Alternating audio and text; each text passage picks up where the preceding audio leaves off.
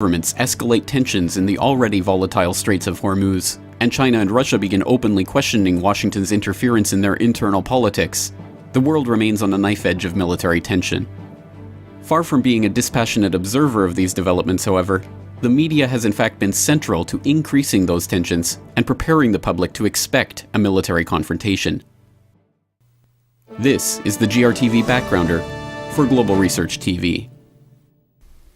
As the drums of war begin to beat once again in Iran, Syria, the South China Sea, and other potential hotspots and flashpoints around the globe, concerned citizens are asking how a world so sick of bloodshed and a population so tired of conflict could be led to this spot once again. To understand this seeming paradox, we must first understand the centuries-long history of how media has been used to whip the nation into wartime frenzy, dehumanize the supposed enemies, and even to manipulate the public into believing in causes for war that, decades later, were admitted to be completely fictitious. The term yellow journalism was coined to describe the type of sensationalistic, scandal-driven, and often erroneous style of reporting popularized by newspapers like William Randolph Hearst's New York Journal. In one of the most egregious examples of this phenomenon, Hearst's papers widely trumpeted the sinking of the USS Maine as the work of the Spanish. Whipped into an anti-Spanish frenzy by a daily torrent of stories depicting Spanish forces' alleged torture and rape of Cubans, and pushed over the edge by the Maine incident, the public welcomed the beginning of the US-Spanish War. Although it is now widely believed that the explosion on the Maine was due to a fire in one of its coal bunkers, the initial lurid reports of Spanish involvement stuck, and the nation was led into war. In many ways, the phrase infamously attributed to Hearst in reply to his illustrator, "You furnish the pictures, and I'll furnish the war," apocryphal as the story may be, nevertheless perfectly encodes the method by which the public would be led to war time and again through the decades. The US was drawn into World War I by the sinking of the Lusitania, a British ocean liner carrying American passengers that was torpedoed by German U-boats off the coast of Ireland, killing over 1,000 of its passengers.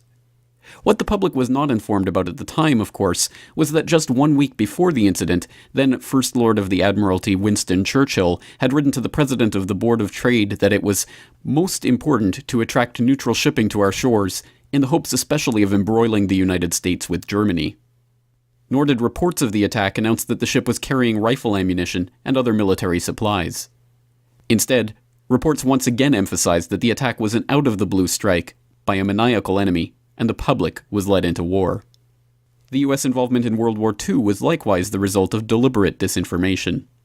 Although the Honolulu Advertiser had even predicted the attack on Pearl Harbor days in advance, the Japanese naval codes had already been deciphered by that time, and that even Henry Stimson, the US Secretary of War, had noted in his diary the week before that he had discussed in a meeting with Roosevelt how we should maneuver them, the Japanese, into the position of firing the first shot without allowing too much danger to ourselves. The public were still led to believe that the Pearl Harbor attack had been completely unforeseen.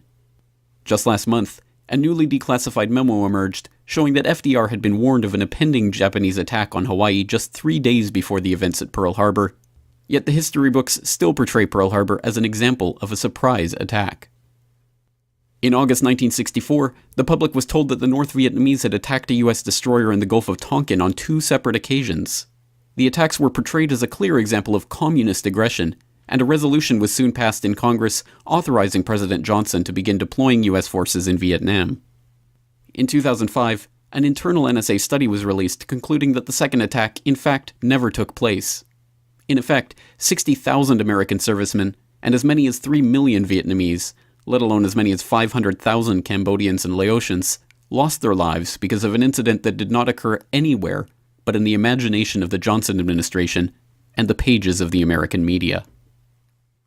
In 1991, the world was introduced to the emotional story of Naria, a Kuwaiti girl who testified about the atrocities committed by Iraqi forces in Kuwait. While I was there, I saw the Iraqi soldiers come into the hospital with guns. They took the babies out of the incubators, took the incubators and left the children to die on the cold floor. It was horrifying. What the world was never told was that the incident had in fact been the work of a public relations firm, Hill and Knowlton, and the girl had actually been the daughter of the Kuwaiti ambassador. The public was whipped into a frenzy of hatred for the Hussein regime, not for the documented atrocities that it had actually committed on segments of its own population, with weapons supplied to them by the United States itself, but on the basis of an imaginary story told to the public via their televisions, orchestrated by a PR firm. In the lead up to the war on Iraq, the American media infamously took the lead in framing the debate about the Iraqi government's weapons of mass destruction not as a question of whether or not they even existed, but as a question of where they had been hidden and what should be done to disarm them. The New York Times led the way with Judith Miller's now infamous reporting on the Iraqi WMD story, now known to have been based on false information from untrustworthy sources, but the rest of the media fell into line, with the NBC Nightly News asking what precise threat Iraq and its weapons of mass destruction posed to America, and Time debating whether Hussein was making a good faith effort to disarm Iraq's weapons of mass destruction. Reports about chemical weapons stashes were reported on before they were confirmed, although headlines boldly asserted their existence as indisputable fact. We now know that the stockpiles did not exist, and the administration premeditatedly lied the country into yet another war. But the most intense opposition the Bush administration ever received over this documented war crime was some polite correction on the Sunday political talk show circuit. Well, let me just ask you this.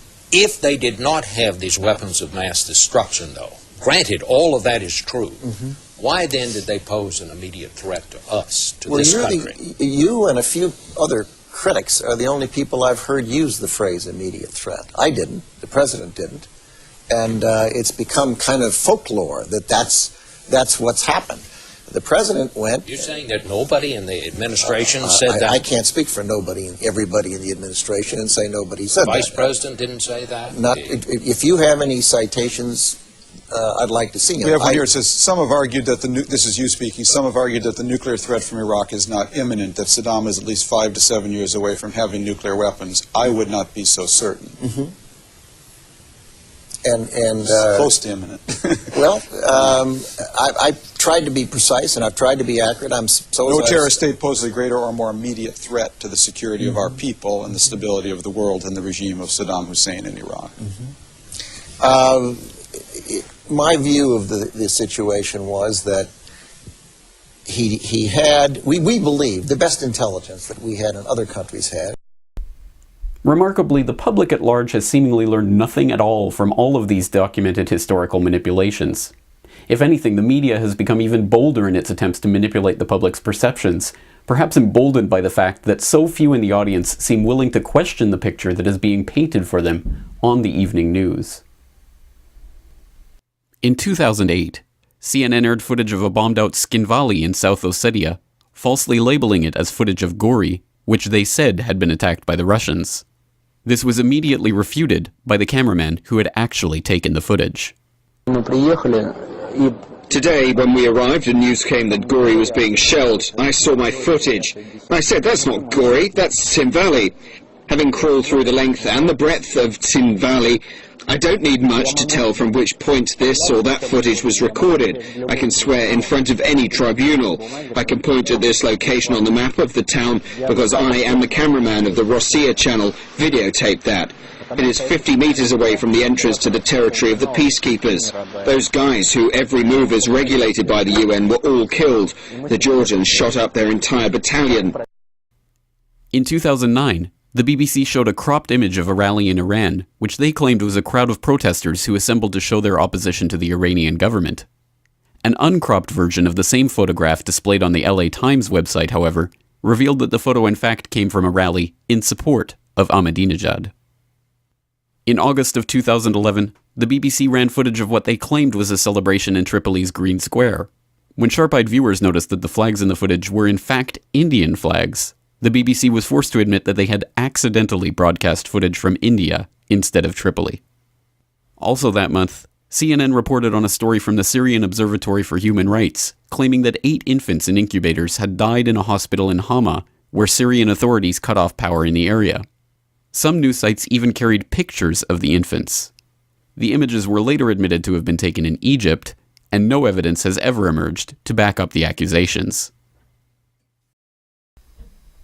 As breathtaking as all of these lies, manipulations, and so-called mistakes are, they in and of themselves don't represent the only functions of the media for the war machine.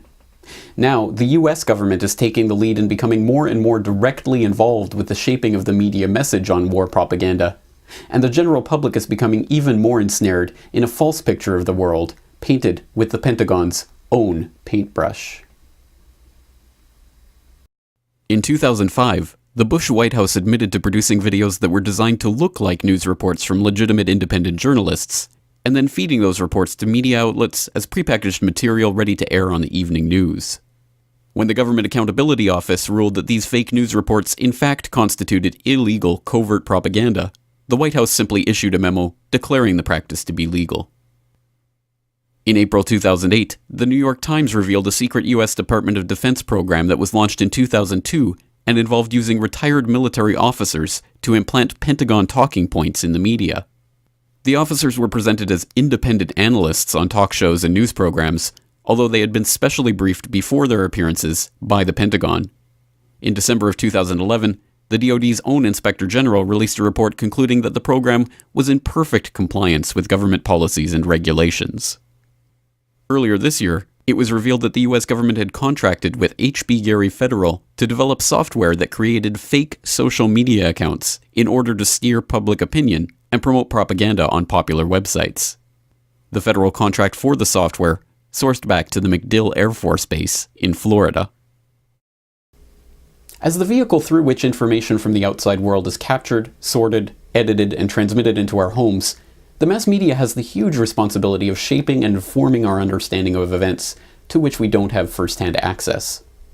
This is an awesome responsibility in even the most ideal conditions, with diligent reporters guided by trustworthy editors doing their level best to report the most important news in the most straightforward way.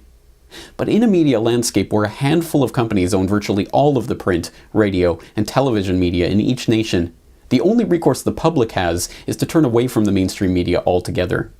And that is precisely what is happening. As study after study and report after report has shown, the death of the old media has accelerated in recent years, with more and more people abandoning newspapers and now even television as their main source of news. Instead, the public is increasingly turning toward online sources for their news and information, something that is necessarily worrying for the war machine itself, a system that can only truly flourish when the propaganda arm is held under monopolistic control. But as citizens turn away from the New York Times and toward independent websites, many run and maintained by citizen journalists and amateur editors, the system that has consolidated its control over the mind of the public for generations seems to finally be showing signs that it may not be invincible. Surely this is not to say that online media is impervious to the defects that have made the traditional media so unreliable, quite the contrary.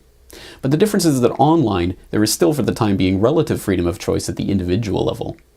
While internet freedom exists, individual readers and viewers don't have to take the word of any website or pundit on any issue. They can check the source documentation themselves, except, perhaps not coincidentally, on the websites of the traditional media bastions, which tend not to link source material into documentation in their articles. Hence the SOPA Act, Protect IP, the US government's attempts to seize websites at the domain name level, and all the other concerted attacks we have seen on internet freedoms in recent years. Because ultimately, an informed and engaged public is far less likely to go along with wars waged for power and profit. And as the public becomes better informed about the very issues that the media has tried to lie to them about for so long, they realize that the answer to all of the mainstream media's war cheerleading and blatant manipulation is perhaps simpler than we ever suspected. All we have to do is turn them off.